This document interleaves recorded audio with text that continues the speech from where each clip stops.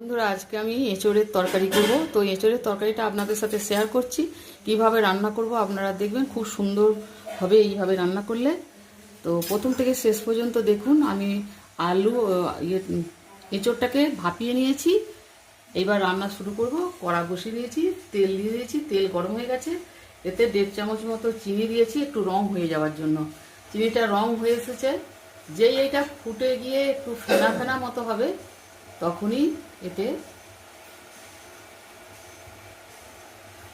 পরের জিনিসটা দিতে হবে।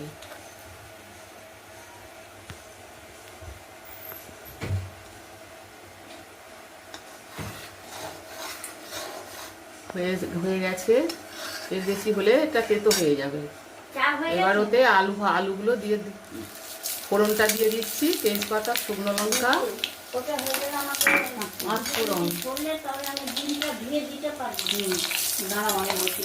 তেজপাতা, শুকনো লঙ্কা, 5 ফোড়ন,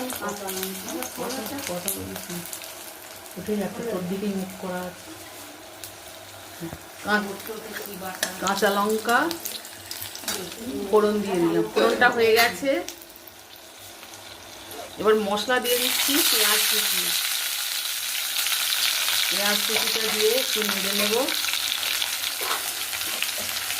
পেঁয়াজ কুচিটা ভেজে নেব।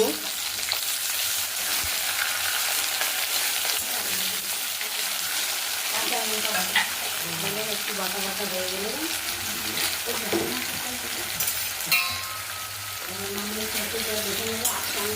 পেঁয়াজটা ভেজে নিচ্ছি।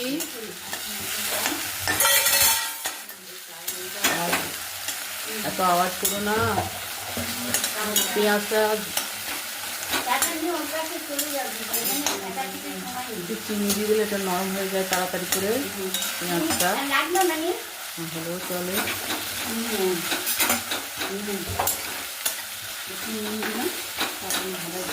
সামান্য একটু নুন দিয়ে দিচ্ছি। পেঁয়াজটা তাহলে তাড়াতাড়ি নরম হয়ে যাবে।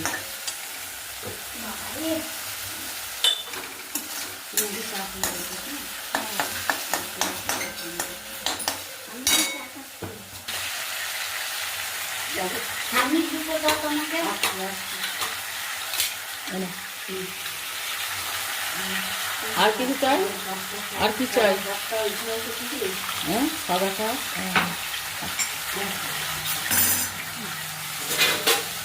এবার এর সাথে টমেটো কুচি দিয়ে দিচ্ছি। একটা টমেটো কুচি কুচি করে নিয়েছি। টমেটোটাও এর সাথে দিয়ে দিলাম।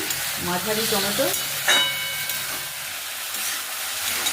মাঝারি মানে বড়ই হবে। এটা এতটা হয়েছে, খুব বড় একদম বড় না, আর ছোটো না। আর একটু লবণ দিয়ে দিলাম। লবণ দিয়ে দিলে সবজিগুলো একটু নরম হয়ে যায় তাড়াতাড়ি। এবার একসাথে এগুলোকে একটু ভাজা ভাজা করে নিচ্ছি। এবার 1 টেবিল চামচ করে আদা রসুন বাটা দিয়ে দিচ্ছি। আদা রসুন বাটা 1 টেবিল চামচ করে।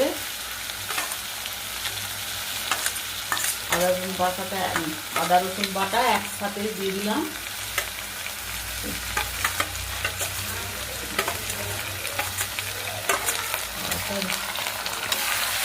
এবার এটাও একটু ভেজে নেব। 1 চামচ জিরের গুঁড়ো, 1 চামচ হলুদের গুঁড়ো,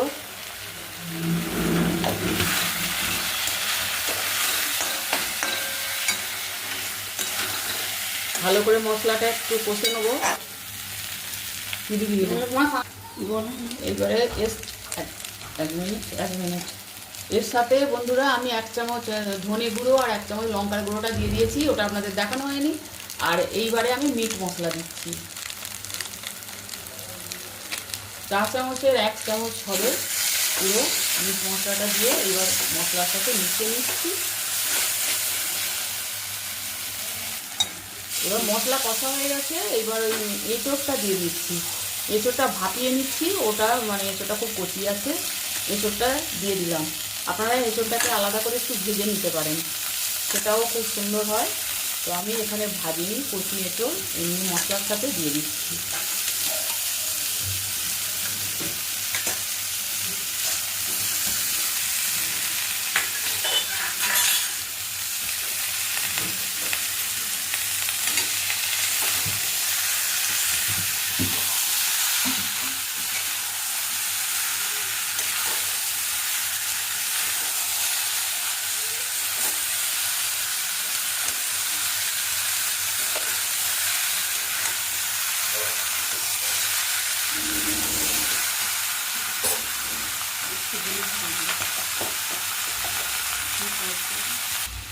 এঁচোড়টাকে ভালো করে মশলার সাথে কষে নেওয়া হয়েছে। এবার ভাজা আলুটা, এই যে ভাজা আলুটা দিয়ে দিলাম।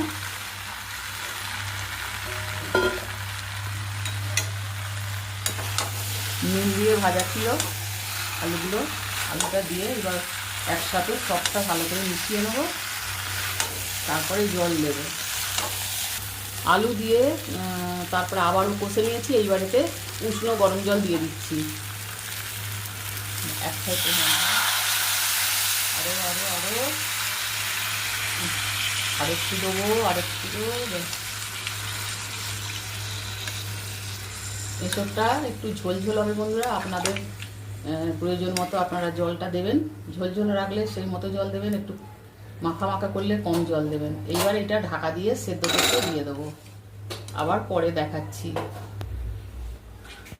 তরকারিটা একদম রেডি হয়ে গেছে, এঁচোড়ের তরকারি। এতে ঘি আর গরম মশলাটা দিয়ে দিয়েছি বন্ধুরা,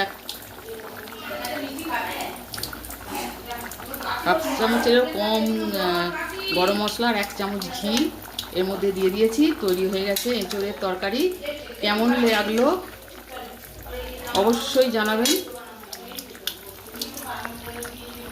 সন্ধ্যা রন্ধনশালা চ্যানেলটিকে সাবস্ক্রাইব করবেন বন্ধুরা ইউটিউব থেকে দেখলে, আর ফেসবুক থেকে দেখলে পেজটা ফলো করবেন। তো আজকের মতো রাখছি, আপনারা ভালো থাকবেন, সুস্থ থাকবেন। তো আবার দেখা হবে অন্য কোনো রেসিপি নিয়ে।